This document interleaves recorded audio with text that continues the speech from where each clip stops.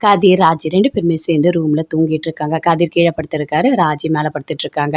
அப்படி கதிர் நல்லா தூங்கிடுறாரு. ராஜி மட்டும் எழுந்து நைட்டெல்லாம் படிச்சுட்டே இருக்காங்க. அப்படியே பார்க்குறாரு எழுந்து. "ஏய் ராஜி என்ன பண்ணிட்டு இருக்க நீ? நைட் என்ன டைம் ஆகுது? இப்ப போய் படிச்சுட்டு இருக்க?" அப்படின்னு கதிர் கேட்குறாரு. "படிக்கிறதுக்கு என்ன இருக்கு டைமு? எனக்கு இப்ப தோணுச்சு நான் படிக்கிறேன் அவ்வளோதான்" அப்படின்னு ராஜி சொல்றாங்க. "ஏய் ராஜி இது நல்லாவா இருக்கு? இந்த டைம்ல படிச்சுட்டு இருக்க? ஆனா ரொம்ப தான் நீ. சரியா? நீ படிக்கலாம் வேணாம் புக்க குடு" அப்படின்னு எடுத்து வைக்கிறாரு. மேல போய் கதிர் அப்படியே படுத்துக்கிறாரு. 2 பேருமே சேர்ந்து அப்படியே படுத்துட்டே இருக்காங்க. ஆனா ராஜிக்கு மட்டும் கோவமா வருது. பயங்கரமா கோவம் வருது. எதுக்காக கதிர் இப்படி படிக்க வேணாம்னு சொல்றான்? ஒண்ணுமே புரியல. கோவமா வருது. படிக்கிற ஆர்வம் எனக்கு எவ்வளோ இருக்கு. எதுக்காக இத தடுக்குறாங்க? அப்படின்னு சொல்லிட்டு அப்படியே பார்த்துட்டே இருக்காங்க. தூங்கவே இல்ல. கதிர் தூங்குறாரு. மறுபடியும் எழுந்து பார்க்குறாரு. அப்படியே முழிச்சுட்டே இருக்காங்க. "ஏய் ராஜி எழுந்துரு. மேல எழுந்துரு" அப்படின்னு சொல்றாரு. "என்ன? என்ன வேணும் உனக்கு?" அப்படின்னு ராஜி கேட்குறாங்க. "நீ எழுந்து உட்காரு. கீழ உட்காரு. இந்தா உன்னோட புக்கு. நீ நைட்டெல்லாம் படி. ஒண்ணும் பிரச்சனை இல்ல. ஆனா, நீ முழிச்சுக்கிட்டு ரொம்ப கஷ்டப்படுற. வேண்டாம். உனக்கு என்ன தோணுதோ அத நீ பண்ணு. சரியா? நான் போய் படுக்கிறேன்" அப்படின்னு போயிட்டு கதிர் படுக்கிறாரு. என்ன இவன் இப்படி போட்டு டார்ச்சர் பண்ணிட்டு இருக்கான் அப்படின்னு சொல்லிட்டு அப்படியே ராஜி யோசிக்கிறாங்க. இவள படிக்க சொன்னோம். அதுக்காக இந்த அளவுக்கா நைட்டெல்லாம் கண்ணு முழிச்சு படிக்கிறா? ஒண்ணுமே புரியலையே அப்படின்னு சொல்லிட்டு கதிர் அப்படியே யோசிச்சுட்டு இருக்காரு. எப்பவும் போல ஆஃபீஸ்ல செந்தில் இருக்காரு. அங்கருந்து வராங்க. இங்க பாருங்க, நீங்க எல்லாமே நல்லபடியா டாக்குமெண்ட் முடிச்சு குடுத்துட்டீங்க. அதுக்கான இந்தாங்க பணம் அப்படின்னு கட்டு கட்டா பணத்த அப்படியே டேபிள்ல வைக்கிறாங்க. அப்படியே செந்தில் பார்க்குறாரு. பார்த்தோனே ஷாக் ஆகுறாரு. என்ன இது இங்க வந்து இப்படி குடுக்குறீங்க அப்படின்னு சொல்லிட்டு.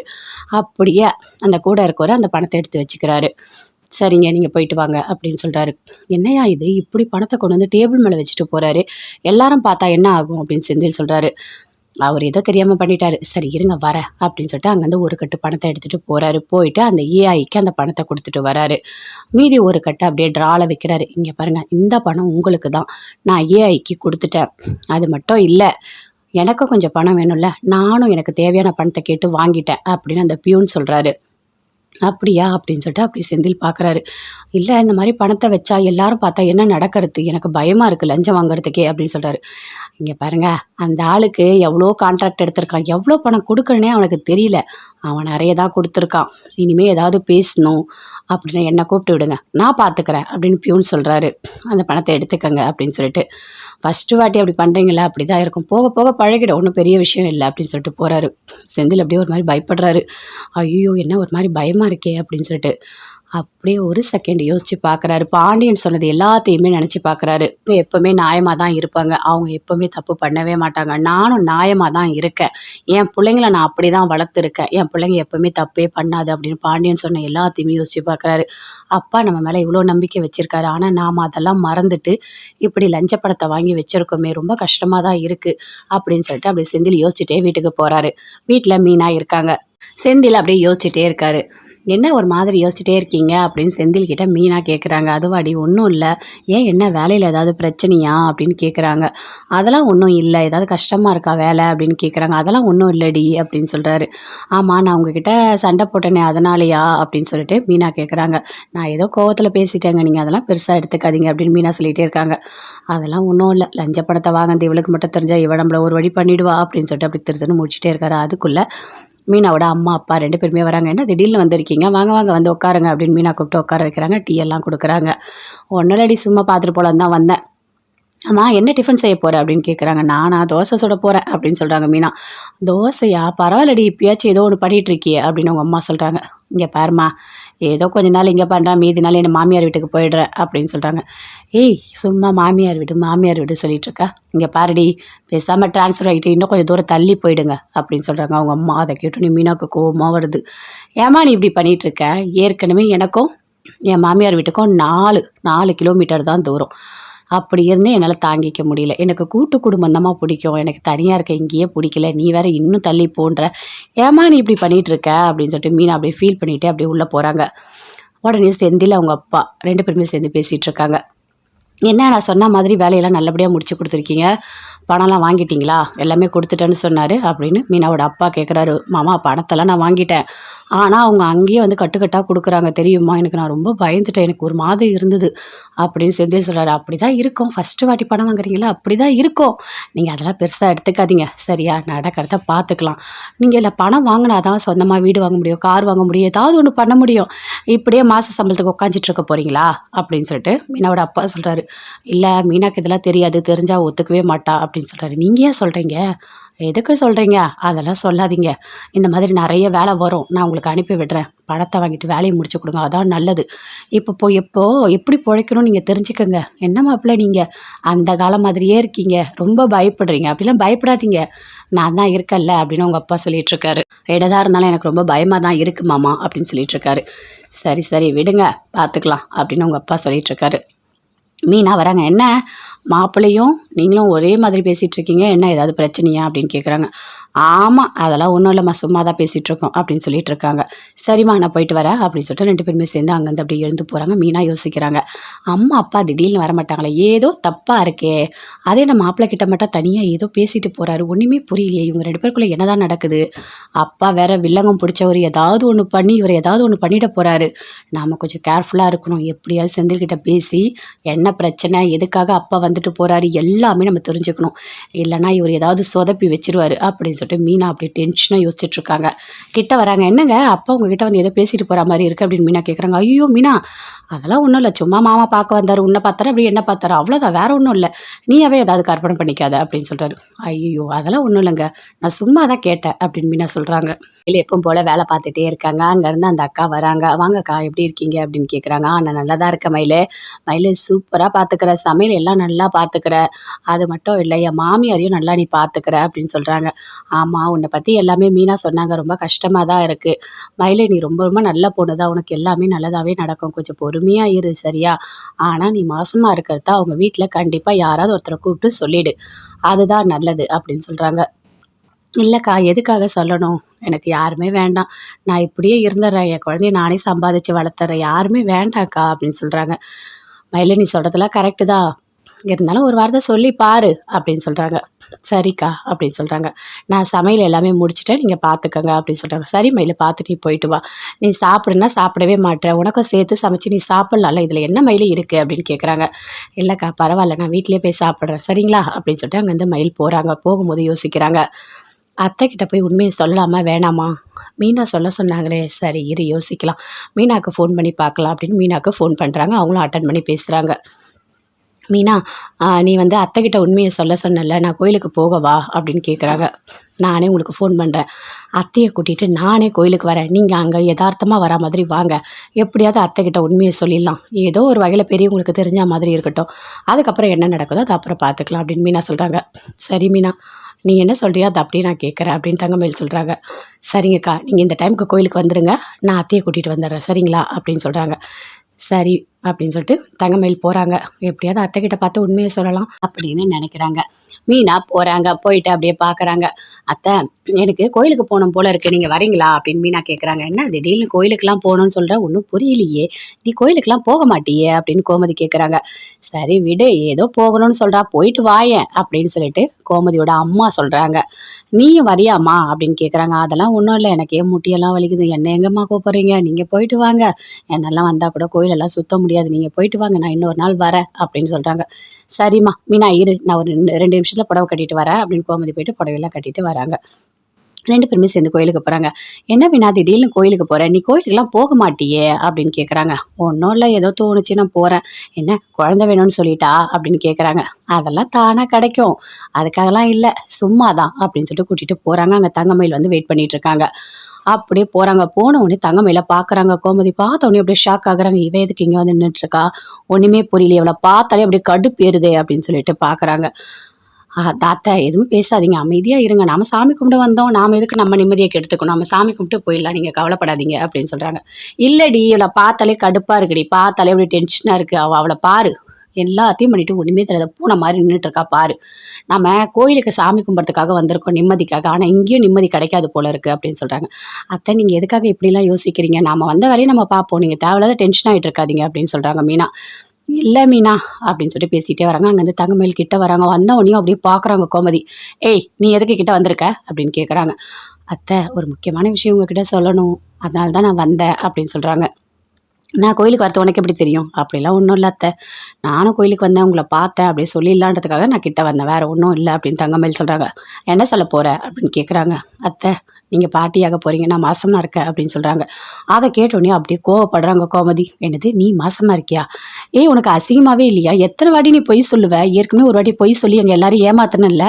மறுபடியும் அதே பொய்ய சொல்ற. எங்கள பார்த்தா முட்டாள் மாதிரி இருக்கா? அப்படின்னு கேட்குறாங்க கோமதி. அத்தை, நான் சொல்றது எல்லாமே உண்மையா தான் நான் சொல்லிட்டு இருக்கேன். நான் வந்து அடிக்கடிக்கு வாமிட் எடுத்துகிட்டே இருந்தேன். நான் போய் டாக்டரை பார்த்தேன். அவங்க என்கிட்ட சொன்னாங்க, நீ மாசமா இருக்கன்னு சொல்லிட்டு. அதனால தான் நான் உங்ககிட்ட சொல்கிறேன். நீங்கள் நம்புறதும் நம்பாததும் உங்களோட இஷ்டம். நான் வந்து உங்கள் வீட்டில் வாழணும் அதுக்காகலாம் நான் சொல்லலை. வீட்டில் பெரியவங்க, உங்களுக்கு ஒரு வார்த்தை தெரியணும் அதுக்காக தான் நான் சொன்னேன் அப்படின்னு தங்கமயில் சொல்கிறாங்க. நான் ஏற்கனவே மாமாவை கூப்பிட்டு உண்மை எல்லாத்தையும் சொல்லிட்டேன். அவர் ஒரே வார்த்தை சொல்லிட்டாரு, உன்னை எனக்கு பிடிக்கல, உன் வயிற்றில் வளர்கிற குழந்தைக்கு எனக்கு எந்த சம்மந்தமும் இல்லை, அது மட்டும் இல்லை, உன் வயிற்றில் வளர்கிற குழந்தைக்கு யாரோ அப்பா அப்படின்னு சொல்லிட்டு மாமா போயிட்டாரு அப்படின்னு தங்கமயில் சொல்கிறாங்க. அதை கேட்டோடனே அப்படியே கோமதி ஷாக் ஆகுறாங்க.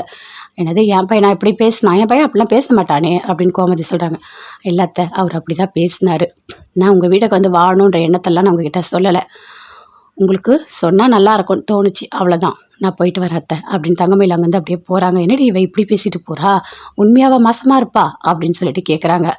இருக்கலாம் அப்படின்னு சொல்லிட்டு மீனா சொல்கிறாங்க. இல்லடி இவ சரியான ஃப்ராடுடி, எப்போ பார்த்தாலும் பொய் சொல்லிகிட்டே இருப்பா, ஏற்கனவே ஒரு வாட்டி பொய் சொல்லி ஏமாத்தணும், இவளை நம்ப முடியாது அப்படின்னு கோமதி சொல்கிறாங்க.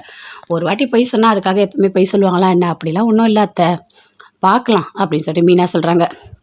சரி வாடி போய் கோயிலுக்கு போயிட்டு சாமியெல்லாம் கும்பிடலாம் அப்படி சாமியெல்லாம் கும்பிடுறாங்க. கடவுளே, இவன் மாசமாக இருக்கன்னு சொல்கிறா, அது உண்மையாக பொய்யா ஒன்றுமே தெரியலையே. சரி கொஞ்ச நாள் வெயிட் பண்ணி பார்க்கலாம், எப்படியா இருந்தாலும் வயிறு வளரும்ல, அந்த வயிறு உண்மையாக பொய்யான்னு எல்லாமே சொல்லிடும் அப்படின்னு சொல்லிட்டு அப்படியே சாமி கும்பிடுறாங்க.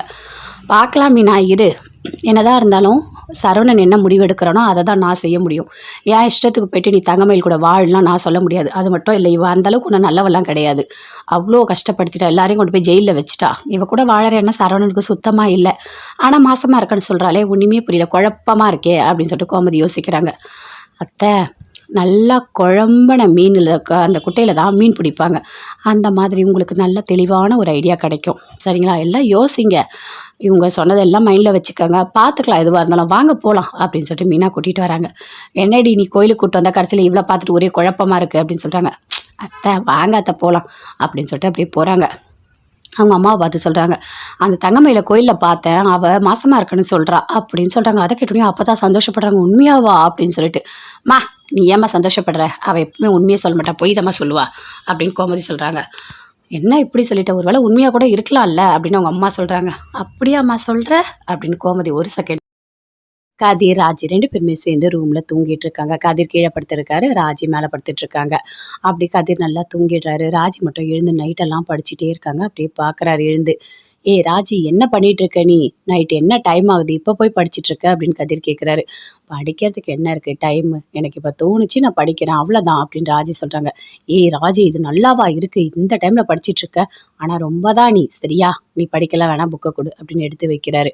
மேலே போய் கதிர் அப்படியே படுத்துக்கிறாரு. 2 பேருமே சேர்ந்து அப்படியே படுத்துட்டே இருக்காங்க. ஆனால் ராஜிக்கு மட்டும் கோவமாக வருது, பயங்கரமாக கோவம் வருது. எதுக்காக கதிர் இப்படி படிக்க வேணாம்னு சொல்கிறான் ஒன்றுமே புரியல, கோவமாக வருது. படிக்கிற ஆர்வம் எனக்கு எவ்வளோ இருக்குது, எதுக்காக இதை தடுக்கிறாங்க அப்படின்னு சொல்லிட்டு அப்படியே பார்த்துட்டே இருக்காங்க. தூங்கவே இல்லை. கதிர் தூங்குறாரு, மறுபடியும் எழுந்து பார்க்குறாரு. அப்படியே முழிச்சுட்டே இருக்காங்க. ஏ ராஜி எழுந்துரு, மேலே எழுந்துரு அப்படின்னு சொல்கிறாரு. என்ன வேணும் உனக்கு அப்படின்னு ராஜி கேட்குறாங்க. நீ எழுந்து உட்காரு, கீழே உட்காரு, இந்தா உன்னோட புக்கு, நீ நைட்டெல்லாம் படி, ஒன்றும் பிரச்சனை இல்லை. ஆனால் நீ முழிச்சுக்கிட்டு ரொம்ப கஷ்டப்படுற, வேண்டாம், உனக்கு என்ன தோணுதோ அதை நீ பண்ணு, சரியா? நான் போய் படுக்கிறேன் அப்படின்னு போயிட்டு கதிர் படுக்கிறாரு. என்ன இவன் இப்படி போட்டு டார்ச்சர் பண்ணிட்டு இருக்கான் அப்படின்னு சொல்லிட்டு அப்படியே ராஜி யோசிக்கிறாங்க. இவளை படிக்க சொன்னோம், அதுக்காக இந்த அளவுக்கு நைட்டெல்லாம் கண்ணு முழிச்சு படிக்கிறா, ஒன்றுமே புரியலையே அப்படின்னு சொல்லிட்டு கதிர் அப்படியே யோசிச்சுட்டு இருக்காரு. எப்பவும் போல் ஆஃபீஸில் செந்தில் இருக்காரு. அங்கேருந்து வராங்க. இங்கே பாருங்கள், நீங்கள் எல்லாமே நல்லபடியாக டாக்குமெண்ட்டு முடித்து கொடுத்துட்டீங்க, அதுக்கான இந்தாங்க பணம் அப்படின்னு கட்டுக்கட்டாக பணத்தை அப்படியே டேபிளில் வைக்கிறாங்க. அப்படியே செந்தில் பார்க்குறாரு. பார்த்தோன்னே ஷாக் ஆகுறாரு. என்ன இது இங்கே வந்து இப்படி கொடுக்குறீங்க அப்படின்னு சொல்லிட்டு அப்படியே அந்த கூட இருக்கவர் அந்த பணத்தை எடுத்து வச்சுக்கிறாரு. சரிங்க, நீங்கள் போயிட்டு வாங்க அப்படின்னு சொல்கிறாரு. என்னையா இது இப்படி பணத்தை கொண்டு வந்து டேபிள் மேலே வச்சுட்டு போகிறாரு, எல்லாரும் பார்த்தா என்ன ஆகும் அப்படின்னு செந்தில் சொல்கிறாரு. அவர் ஏதோ தெரியாமல் பண்ணிட்டாரு, சரி இருங்க வரேன் அப்படின்னு சொல்லிட்டு அங்கேருந்து ஒரு கட்டு பணத்தை எடுத்துகிட்டு போகிறாரு. போயிட்டு அந்த ஏஐக்கு அந்த பணத்தை கொடுத்துட்டு வராரு. மீதி ஒரு கட்டை அப்படியே ட்ராவில் வைக்கிறாரு. இங்கே பாருங்கள், இந்த பணம் உங்களுக்கு தான், நான் ஏஐக்கு கொடுத்துட்டேன். அது மட்டும் இல்லை, எனக்கும் கொஞ்சம் பணம் வேணும்ல, நானும் எனக்கு தேவையான பணத்த கேட்டு வாங்கிட்டேன் அப்படின்னு அந்த பியூன் சொல்றாரு. அப்படியா? அப்படின்னு சொல்லிட்டு அப்படி செந்தில் பார்க்குறாரு. இல்ல இந்த மாரி பணத்த வச்சா எல்லாரும் பார்த்தா என்ன நடக்கறது? எனக்கு பயமா இருக்கு லஞ்சம் வாங்குறதுக்கே அப்படின்னு சொல்றாரு. இங்க பாருங்க, அந்த ஆளுக்கு எவ்வளோ கான்ட்ராக்ட் எடுத்திருக்கான். எவ்வளோ பணம் குடுக்கணுன்னே அவனுக்கு தெரியல. அவன் நெறைய தான் குடுத்துருக்கான். இனிமே ஏதாவது பேசணும் அப்படின்னா என்ன கூப்பிட்டு விடுங்க. நான் பார்த்துக்கிறேன் அப்படின்னு பியூன் சொல்றாரு. அந்த பணத்த எடுத்துக்கங்க அப்படின்னு சொல்லிட்டு. ஃபர்ஸ்ட்டு வாட்டி அப்படி பண்றீங்களா? அப்படிதான் இருக்கும். போக போக பழகிடும். ஒண்ணும் பெரிய விஷயம் இல்ல அப்படின்னு சொல்லிட்டு போறாரு. செந்தில் அப்படியே ஒரு மாரி பயப்படுறாரு. ஐய்யயோ! என்ன ஒரு மாரி பயமா இருக்கே அப்படின்னு சொல்லிட்டு. அப்படியே ஒரு செகண்ட் யோசிச்சு பார்க்குறாரு. பாண்டியன் சொன்னது எல்லாத்தையுமே நெனச்சு பார்க்குறாரு. எப்பவுமே நியாயமா தான் இருப்பாங்க. அவங்க எப்பவுமே தப்பு பண்ணவே மாட்டாங்க. நானும் நியாயமா தான் இருக்கேன். என் புள்ளைங்கள நான் அப்படி தான் வளர்த்துருக்கேன். என் புள்ளைங்க எப்பவுமே தப்பே பண்ணாது அப்படின்னு பாண்டியன் சொன்ன எல்லாத்தையுமே யோசிச்சு பார்க்குறாரு. அப்பா நம்ம மேல இவ்வளோ நம்பிக்கை வச்சிருக்காரு. ஆனா நாம அதெல்லாம் மறந்துட்டு, இப்படி லஞ்ச பணத்த வாங்கி வச்சிருக்கோமே! ரொம்ப கஷ்டமா தான் இருக்கு. அப்படின்னு சொல்லிட்டு அப்படியே செந்தில் யோசிச்சுட்டே வீட்டுக்கு போறாரு. வீட்ல மீனா இருக்காங்க. செந்தில் அப்படியே யோசிச்சுட்டே இருக்காரு. என்ன ஒரு மாதிரி யோசிச்சுட்டே இருக்கீங்க அப்படின்னு செந்தில் கிட்ட மீனா கேட்குறாங்க. அதுவாடி ஒன்றும் இல்லை. ஏன் என்ன வேலையில் ஏதாவது பிரச்சனையா அப்படின்னு கேட்குறாங்க. அதெல்லாம் ஒன்றும் இல்லை. ஏதாவது கஷ்டமாக இருக்கா வேலை அப்படின்னு கேட்குறாங்க. அதெல்லாம் ஒன்றும் இல்லடி அப்படின்னு சொல்கிறாரு. ஆமாம் நான் உங்ககிட்ட சண்டை போட்டேனே அதனாலயா அப்படின்னு சொல்லிட்டு மீனா கேட்குறாங்க. நான் ஏதோ கோவத்தில் பேசிட்டேங்க, நீங்கள் அதெல்லாம் பெருசாக எடுத்துக்காதீங்க அப்படின்னு மீனா சொல்லிகிட்டே இருக்காங்க. அதெல்லாம் ஒன்றும் இல்லை. லஞ்ச பணத்தை வாங்கினது இவளுக்கு மட்டும் தெரிஞ்சா இவ நம்மள ஒரு வழி பண்ணிடுவா அப்படின்னு சொல்லிட்டு அப்படி திருத்துன்னு முடிச்சுட்டே இருக்காரு. அதுக்குள்ளே மீனாவோட அம்மா, அப்பா 2 பேருமே வராங்க. "என்ன திடீர்னு வந்திருக்கீங்க? வாங்க, வாங்க வந்து உட்காருங்க" அப்படின்னு மீனா கூப்பிட்டு உட்கார வைக்கிறாங்க. டீ எல்லாம் குடுக்குறாங்க. "ஒன்னும் இல்லடி சும்மா பார்த்துட்டு போலான்னு தான் வந்தேன்." "அம்மா என்ன டிஃபன் செய்ய போற?" அப்படின்னு கேட்குறாங்க. "நானா தோசை சுட போறேன்" அப்படின்னு சொல்றாங்க மீனா. "தோசையா? பரவாயில்லடி இப்பயாச்சும் ஏதோ ஒண்ணு பண்ணிட்டு இருக்கியே" அப்படின்னு அவங்க அம்மா சொல்றாங்க. "இங்க பாரும்மா, ஏதோ கொஞ்ச நாள் இங்க பண்றேன், மீதி நாள் என்ன மாமியார் வீட்டுக்கு போயிடுறேன்" அப்படின்னு சொல்றாங்க. "ஏய் சும்மா மாமியார் வீடு, மாமியார் வீடு சொல்லிட்டு இருக்க. இங்க பாருடி, பேசாம ட்ரான்ஸ்ஃபர் ஆகிட்டு இன்னும் கொஞ்சம் தூரம் தள்ளி போயிடுங்க" அப்படின்னு சொல்றாங்க அவங்க அம்மா. அதை கேட்டோன்னே மீனாவுக்கு கோவமா வருது. "ஏம்மா நீ இப்படி பண்ணிட்டு இருக்க? ஏற்கனவே எனக்கும் என் மாமியார் வீட்டுக்கும் 4 கிலோமீட்டர் தான் தூரம். அப்படி இருந்தே என்னால் தாங்கிக்க முடியல. எனக்கு கூட்டு குடும்பம் தாம்மா பிடிக்கும். எனக்கு தனியாக இருக்க இங்கேயே பிடிக்கல. நீ வேற இன்னும் தள்ளி போன்ற. ஏம்மா நீ இப்படி பண்ணிட்டு இருக்க?" அப்படின்னு சொல்லிட்டு மீனா அப்படியே ஃபீல் பண்ணிட்டு அப்படியே உள்ளே போகிறாங்க. உடனே செந்தில் அவங்க அப்பா 2 பேருமே சேர்ந்து பேசிகிட்டு இருக்காங்க. "என்ன நான் சொன்ன மாதிரி வேலையெல்லாம் நல்லபடியாக முடிச்சு கொடுத்துருக்கீங்க. பணம்லாம் வாங்கிட்டீங்களா? எல்லாமே கொடுத்துட்டேன்னு சொன்னார்" அப்படின்னு மீனாவோட அப்பா கேட்குறாரு. "மாமா பணத்தெல்லாம் நான் வாங்கிட்டேன். ஆனால் அவங்க அங்கேயே வந்து கட்டுக்கட்டாக கொடுக்குறாங்க தெரியுமா? எனக்கு நான் ரொம்ப பயந்துட்டேன். எனக்கு ஒரு மாதிரி இருந்தது" அப்படின்னு செந்தில் சொல்கிறாரு. "அப்படி தான் இருக்கும். ஃபஸ்ட்டு வாட்டி பணம் வாங்குறீங்களா? அப்படி தான் இருக்கும். நீங்கள் அதெல்லாம் பெருசாக எடுத்துக்காதீங்க. சரியா? நடக்கிறத பார்த்துக்கலாம். நீங்கள் இல்லை பணம் வாங்கினா தான் சொந்தமாக வீடு வாங்க முடியும், கார் வாங்க முடியும், ஏதாவது ஒன்று பண்ண முடியும். இப்படியே மாத சம்பளத்துக்கு உட்காந்துட்டு இருக்க போகிறீங்களா?" அப்படின்னு சொல்லிட்டு மீனாவோட அப்பா சொல்கிறாரு. "இல்லை மீனாக்கு இதெல்லாம் தெரியாது. தெரிஞ்சால் ஒத்துக்கவே மாட்டா" அப்படின்னு சொல்கிறாரு. "நீங்கள் ஏன் சொல்கிறீங்க? எதுக்கு சொல்கிறீங்க? அதெல்லாம் சொல்லாதீங்க. இந்த மாதிரி நிறைய வேலை வரும். நான் உங்களுக்கு அனுப்பி விடுறேன். பணத்தை வாங்கிட்டு வேலையை முடிச்சு கொடுங்க. அதான் நல்லது. இப்போ எப்படி பிழைக்கணும்னு நீங்கள் தெரிஞ்சுக்கங்க. என்ன மாப்பிள்ளை நீங்கள் அந்த காலம் மாதிரியே இருக்கீங்க. ரொம்ப பயப்படுறீங்க. அப்படிலாம் பயப்படாதீங்க. நான் தான் இருக்கேன்ல" அப்படின்னு அவங்க அப்பா சொல்லிட்டு இருக்காரு. "என்னதான் இருந்தாலும் எனக்கு ரொம்ப பயமாக தான் இருக்கு மாமா" அப்படின்னு சொல்லிட்டு இருக்காரு. "சரி சரி விடுங்க, பார்த்துக்கலாம்" அப்படின்னு அவங்க அப்பா சொல்லிட்டு இருக்காரு. மீனா வராங்க. "என்ன மாப்பிள்ளையும் நீங்களும் ஒரே மாதிரி பேசிகிட்டு இருக்கீங்க, என்ன ஏதாவது பிரச்சனையா?" அப்படின்னு கேட்குறாங்க. "ஆமாம் அதெல்லாம் ஒன்றும் இல்லைம்மா, சும்மா தான் பேசிகிட்டு இருக்கோம்" அப்படின்னு சொல்லிட்டு இருக்காங்க. "சரிம்மா நான் போயிட்டு வரேன்" அப்படின்னு சொல்லிட்டு 2 பேருமே சேர்ந்து அங்கேருந்து அப்படியே எழுந்து போகிறாங்க. மீனா யோசிக்கிறாங்க. அம்மா அப்பா திடீர்னு வரமாட்டாங்களே, ஏதோ தப்பாக இருக்கே. அதே நம்ம மாப்பிள்ளை கிட்ட மட்டும் தனியாக ஏதோ பேசிட்டு போகிறாரு. ஒன்றுமே புரியலையே, இவங்க 2 பேருக்குள்ளே என்னதான் நடக்குது? அப்பா வேற வில்லங்கம் பிடிச்சவர், ஏதாவது ஒன்று பண்ணி இவர் ஏதாவது ஒன்று பண்ணிட போகிறாரு. நாம் கொஞ்சம் கேர்ஃபுல்லாக இருக்கணும். எப்படியாவது செந்தில்கிட்ட பேசி என்ன பிரச்சனை, எதுக்காக அப்பா வந்துட்டு போகிறாரு எல்லாமே நம்ம தெரிஞ்சுக்கணும். இல்லைனா இவர் ஏதாவது சொதப்பி வச்சிருவாரு அப்படின்னு சொல்லிட்டு மீனா அப்படியே டென்ஷனாக யோசிச்சுட்டு இருக்காங்க. கிட்ட வராங்க. "என்னங்க அப்பா உங்ககிட்ட வந்து ஏதோ பேசிட்டு போகிற மாதிரி இருக்குது" அப்படின்னு மீனா கேட்குறாங்க. "ஐயோ மீனா அதெல்லாம் ஒன்றும் இல்லை, சும்மா மாமா பார்க்க வந்தார், உன்னை பார்த்தாரு அப்படி என்ன பார்த்தாரு, அவ்வளோதான், வேற ஒன்றும் இல்லை. நீயாவே ஏதாவது கற்பனை பண்ணிக்காத" அப்படின்னு சொல்கிறாரு. "ஐயோ அதெல்லாம் ஒன்றும் இல்லைங்க, நான் சும்மா தான் கேட்டேன்" அப்படின்னு மீனா சொல்கிறாங்க. இல்லை எப்பவும் போல் வேலை பார்த்துட்டே இருக்காங்க. அங்கேருந்து அந்த அக்கா வராங்க. "வாங்கக்கா எப்படி இருக்கீங்க?" அப்படின்னு கேட்குறாங்க. "நான் நல்லா தான் இருக்கேன் மயிலு. மயிலு சூப்பராக பார்த்துக்கிற, சமையல் எல்லாம் நல்லா பார்த்துக்கிற, அது மட்டும் இல்லை என் மாமியாரையும் நல்லா நீ பார்த்துக்கிற" அப்படின்னு சொல்கிறாங்க. "ஆமாம் உன்னை பற்றி எல்லாமே மீனா சொன்னாங்க, ரொம்ப கஷ்டமாக தான் இருக்குது. மயிலு நீ ரொம்ப ரொம்ப நல்ல பொண்ணு தான், உனக்கு எல்லாமே நல்லதாகவே நடக்கும், கொஞ்சம் பொறுமையாக இரு சரியா? ஆனால் நீ மாசமாக இருக்கிறத அவங்க வீட்டில் கண்டிப்பாக யாராவது ஒருத்தரை கூப்பிட்டு சொல்லிடு, அதுதான் நல்லது" அப்படின்னு சொல்கிறாங்க. "இல்லைக்கா எதுக்காக சொல்லணும்? எனக்கு யாருமே வேண்டாம். நான் இப்படியே இருந்துடுறேன். என் குழந்தைய நானே சம்பாதிச்சு வளர்த்துறேன். யாருமே வேண்டாம்க்கா" அப்படின்னு சொல்கிறாங்க. "மயிலு நீ சொல்கிறதெல்லாம் கரெக்டு தான். இருந்தாலும் ஒரு வார்த்தை சொல்லி பாரு அப்படின்னு சொல்கிறாங்க. சரிக்கா அப்படின்னு சொல்கிறாங்க. நான் சமையல் எல்லாமே முடிச்சுட்டேன், நீங்கள் பார்த்துக்கங்க அப்படின்னு சொல்கிறாங்க. சரி மயிலு, பார்த்துட்டு நீ போயிட்டு வா. நீ சாப்பிடுன்னா சாப்பிடவே மாட்டேன், உனக்கும் சேர்த்து சமைச்சு நீ சாப்பிட்லாம்ல, இதில் என்ன மயில் இருக்குது அப்படின்னு கேட்குறாங்க.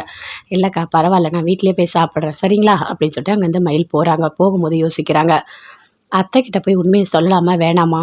மீனா சொல்ல சொன்னாங்களே, சரி இரு யோசிக்கலாம், மீனாவுக்கு ஃபோன் பண்ணி பார்க்கலாம் அப்படின்னு மீனாவுக்கு ஃபோன் பண்ணுறாங்க. அவங்களும் அட்டன் பண்ணி பேசுகிறாங்க. மீனா, நீ வந்து அத்தைக்கிட்ட உண்மையை சொல்ல சொன்னல, நான் கோயிலுக்கு போகவா அப்படின்னு கேட்குறாங்க. நானே உங்களுக்கு ஃபோன் பண்ணுறேன், அத்தையை கூட்டிகிட்டு நானே கோயிலுக்கு வரேன், நீங்கள் அங்கே யதார்த்தமாக வரா மாதிரி வாங்க, எப்படியாவது அத்தைக்கிட்ட உண்மையை சொல்லிடலாம், ஏதோ ஒரு வகையில் பெரியவங்களுக்கு தெரிஞ்ச மாதிரி இருக்கட்டும், அதுக்கப்புறம் என்ன நடக்குதோ அது அப்புறம் பார்த்துக்கலாம் அப்படின்னு மீனா சொல்கிறாங்க. சரி மீனா, நீ என்ன சொல்கிறியோ அதை அப்படியே நான் கேட்குறேன் அப்படின்னு தங்கமயில் சொல்கிறாங்க. சரிங்கக்கா, நீங்கள் இந்த டைமுக்கு கோயிலுக்கு வந்துடுங்க, நான் அத்தையை கூட்டிகிட்டு வந்துடுறேன் சரிங்களா அப்படின்னு சொல்கிறாங்க. சரி அப்படின்னு சொல்லிட்டு தங்கமயில் போகிறாங்க. எப்படியாவது அத்தைக்கிட்ட பார்த்து உண்மையை சொல்லலாம் அப்படின்னு நினைக்கிறாங்க. மீனா போகிறாங்க. போயிட்டு அப்படியே பார்க்குறாங்க. அத்தை, எனக்கு கோயிலுக்கு போகணும் போல இருக்குது, நீங்கள் வரீங்களா அப்படின்னு மீனா கேட்குறாங்க. என்ன திடீர்னு கோயிலுக்கெலாம் போகணுன்னு சொல்கிற, ஒன்றும் புரியலையே, நீ கோயிலுக்கெலாம் போக மாட்டியே அப்படின்னு கோமதி கேட்குறாங்க. சரி விடு, ஏதோ போகணும்னு சொல்கிறா, போயிட்டு வாயேன் அப்படின்னு சொல்லிட்டு கோமதியோட அம்மா சொல்கிறாங்க. நீயும் வரியாம்மா அப்படின்னு கேட்குறாங்க. அதெல்லாம் ஒன்றும் இல்லை, எனக்கு ஏன் முட்டியெல்லாம் வலிக்குது, என்ன எங்கம்மா கூப்பிட்றீங்க, நீங்கள் போயிட்டு வாங்க, என்னெல்லாம் வந்தால் கூட கோயிலெல்லாம் சுத்த முடியாது, நீங்கள் போயிட்டு வாங்க, நான் இன்னொரு நாள் வரேன் அப்படின்னு சொல்கிறாங்க. சரிம்மா மீனா இரு, நான் ஒரு 2 நிமிஷத்தில் புடவை கட்டிட்டு வரேன் அப்படின்னு கோமதி போயிட்டு புடவையெல்லாம் கட்டிட்டு வராங்க. 2 பேருமே சேர்ந்து கோயிலுக்கு போகிறாங்க. என்ன மீனா திடீர்னு கோயிலுக்கு போகிறேன், நீ கோயிலுக்கெல்லாம் போக மாட்டியே அப்படின்னு கேட்குறாங்க. ஒன்றும் இல்லை, ஏதோ தோணுச்சு நான் போகிறேன். என்ன குழந்தை வேணும்னு சொல்லிட்டா அப்படின்னு கேட்குறாங்க. அதெல்லாம் தானாக கிடைக்கும், அதுக்காகலாம் இல்லை, சும்மா தான் அப்படின்னு சொல்லிட்டு கூட்டிகிட்டு போகிறாங்க. அங்கே தங்கமயில் வந்து வெயிட் பண்ணிட்டு இருக்காங்க. அப்படியே போகிறாங்க. போன உடனே தங்கமயில பார்க்குறாங்க. கோமதி பார்த்த உடனே அப்படியே ஷாக் ஆகுறாங்க. இவ எதுக்கு இங்கே வந்து நின்றுட்டுருக்கா, ஒன்றுமே புரியல, இவளை பார்த்தாலே அப்படியே கடுப்பு ஏறுதே அப்படின்னு சொல்லிட்டு பார்க்குறாங்க. தாத்தா எதுவும் பேசாதீங்க, அமைதியாக இருங்க, நாம சாமி கும்பிட்டு வந்தோம், நாம் எதுக்கு நம்ம நிம்மதியை கெடுத்துக்கணும், நம்ம சாமி கும்பிட்டு போயிடலாம், நீங்கள் கவலைப்படாதீங்க அப்படின்னு சொல்கிறாங்க. இல்லடி, இவளை பார்த்தாலே கடுப்பாக இருக்குடி, பார்த்தாலே அப்படி டென்ஷனாக இருக்குது, அவளை பாரு, எல்லாத்தையும் பண்ணிட்டு ஒன்றுமே தெரியாத பூனை மாதிரி நின்றுட்டு இருக்கா பாரு, நம்ம கோயிலுக்கு சாமி கும்பிட்றதுக்காக வந்திருக்கோம் நிம்மதிக்காக, ஆனால் இங்கேயும் நிம்மதி கிடைக்காது போல இருக்குது அப்படின்னு சொல்கிறாங்க. அத்தை, நீங்கள் எதுக்காக இப்படிலாம் யோசிக்கிறீங்க, நாம் வந்த வேலையை நம்ம பார்ப்போம், நீங்கள் தேவையில்லாத டென்ஷன் ஆகிட்டு இருக்காதீங்க அப்படின்னு சொல்கிறாங்க மீனா.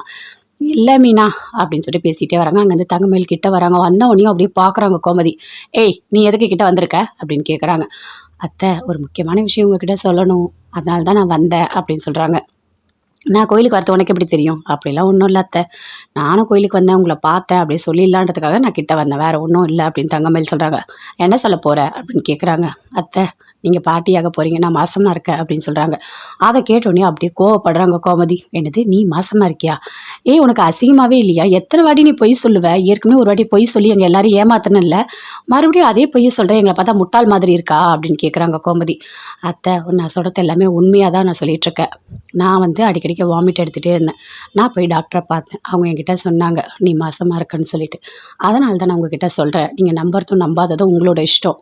நான் வந்து உங்கள் வீட்டில் வாழணும் அதுக்காகலாம் நான் சொல்லலை, வீட்டில் பெரியவங்க, உங்களுக்கு ஒரு வார்த்தை தெரியணும், அதுக்காக தான் நான் சொன்னேன் அப்படின்னு தங்கமயில் சொல்கிறாங்க. நான் ஏற்கனவே மாமாவை கூப்பிட்டு உண்மை எல்லாத்தையும் சொல்லிட்டேன், அவர் ஒரே வார்த்தை சொல்லிட்டார், உன்னை எனக்கு பிடிக்கல, உன் வயிற்றில் வளர்கிற குழந்தைக்கு எனக்கு எந்த சம்மந்தமும் இல்லை, அது மட்டும் இல்லை, உன் வயிற்றில் வளர்கிற குழந்தைக்கு யாரோ அப்பா அப்படின்னு சொல்லிட்டு மாமா போயிட்டாரு அப்படின்னு தங்கமயில் சொல்கிறாங்க. அதை கேட்டோடனே அப்படியே கோமதி ஷாக் ஆகுறாங்க. என்னது, என் பையன் நான் இப்படி பேசினா, என் பையன் அப்படிலாம் பேச மாட்டானே அப்படின்னு கோமதி சொல்கிறாங்க. இல்லத்த, அவர் அப்படி தான் பேசினார், நான் உங்கள் வீட்டுக்கு வந்து வாழணுன்ற எண்ணத்தெல்லாம் நான் உங்ககிட்ட சொல்லலை, உங்களுக்கு சொன்னால் நல்லா இருக்கும்னு தோணுச்சு, அவ்வளோதான், நான் போயிட்டு வரேன் அத்தை அப்படின்னு தங்கமயில் அங்கேருந்து அப்படியே போகிறாங்க. என்னடி இவ இப்படி பேசிட்டு போகிறா, உண்மையாக மாசமாக இருப்பா அப்படின்னு சொல்லிட்டு கேட்குறாங்க. இருக்கலாம் அப்படின்னு சொல்லிட்டு மீனா சொல்கிறாங்க. இல்லடி, இவ சரியான ஃப்ராடுடி, எப்போ பார்த்தாலும் பொய் சொல்லிகிட்டே இருப்பா, ஏற்கனவே ஒரு வாட்டி பொய் சொல்லி ஏமாத்தணும், இவளை நம்ப முடியாது அப்படின்னு கோமதி சொல்கிறாங்க. ஒரு வாட்டி பொய் சொன்னால் அதுக்காக எப்பவுமே பொய் சொல்லுவாங்களா என்ன? அப்படிலாம் ஒன்றும் இல்லை அத்தை, பார்க்கலாம் அப்படின்னு சொல்லிட்டு மீனா சொல்கிறாங்க. சரி வாடி போய் கோயிலுக்கு போயிட்டு சாமியெல்லாம் கும்பிடலாம் அப்படி சாமியெல்லாம் கும்பிடுறாங்க. கடவுளே, இவன் மாசமாக இருக்கன்னு சொல்கிறா, அது உண்மையாக பொய்யா ஒன்றுமே தெரியலையே, சரி கொஞ்ச நாள் வெயிட் பண்ணி பார்க்கலாம், எப்படியா இருந்தாலும் வயிறு வளரும்ல, அந்த வயிறு உண்மையாக பொய்யான்னு எல்லாமே சொல்லிடும் அப்படின்னு சொல்லிட்டு அப்படியே சாமி கும்பிடுறாங்க. பார்க்கலாம் மீனா இரு, என்னதான் இருந்தாலும் சரவணன் என்ன முடிவு எடுக்கிறானோ அதை தான் நான் செய்ய முடியும், என் இஷ்டத்துக்கு போயிட்டு நீ தங்கமயில் கூட வாழலாம் நான் சொல்ல முடியாது. அது மட்டும் இல்லை, இவ அந்தளவுக்கு ஒன்றும் நல்லவெல்லாம் கிடையாது, அவ்வளோ கஷ்டப்படுத்திட்டா, எல்லாரையும் கொண்டு போய் ஜெயிலில் வச்சுட்டா, இவ கூட வாழற என்ன சரவணனுக்கு சுத்தமாக இல்லை, ஆனால் மாசமாக இருக்கன்னு சொல்கிறாளே ஒன்றுமே புரியல, குழப்பமாக இருக்கே அப்படின்னு சொல்லிட்டு கோமதி யோசிக்கிறாங்க. அத்தை, நல்லா குழம்புன மீனில் அந்த குட்டையில் தான் மீன் பிடிப்பாங்க. அந்த மாதிரி உங்களுக்கு நல்ல தெளிவான ஒரு ஐடியா கிடைக்கும். சரிங்களா? எல்லாம் யோசிங்க. இவங்க சொன்னதெல்லாம் மைண்டில் வச்சுக்கோங்க. பார்த்துக்கலாம் எதுவாக இருந்தாலும். வாங்க போகலாம் அப்படின்னு சொல்லிட்டு மீனா கூட்டிகிட்டு வராங்க. என்னடி நீ கோயிலுக்கு கூப்பிட்டு வந்தால் கடைசியில் இவ்வளோ பார்த்துட்டு ஒரே குழப்பமா இருக்குது அப்படின்னு சொல்கிறாங்க. அத்தை வாங்க அத்தை போகலாம் அப்படின்னு சொல்லிட்டு அப்படியே போகிறாங்க. அவங்க அம்மாவை பார்த்து சொல்கிறாங்க, அந்த தங்கமயில கோயிலில் பார்த்தேன், அவள் மாசமாக இருக்குன்னு சொல்கிறா அப்படின்னு சொல்கிறாங்க. அதை கேட்டோடனே அப்போ தான் சந்தோஷப்படுறாங்க. உண்மையாவா அப்படின்னு சொல்லிட்டு, மா நீ ஏம்மா சந்தோஷப்படுற, அவள் எப்பவுமே உண்மையை சொல்ல மாட்டா, பொய் தாம்மா சொல்லுவா அப்படின்னு கோமதி சொல்கிறாங்க. என்ன இப்படி சொல்லிட்ட, ஒரு வேளை உண்மையாக கூட இருக்கலாம்ல அப்படின்னு அவங்க அம்மா சொல்கிறாங்க. அப்படியாம்மா சொல்கிற அப்படின்னு கோமதி ஒரு செகண்ட் யோசிச்சுட்டு இருக்காங்க.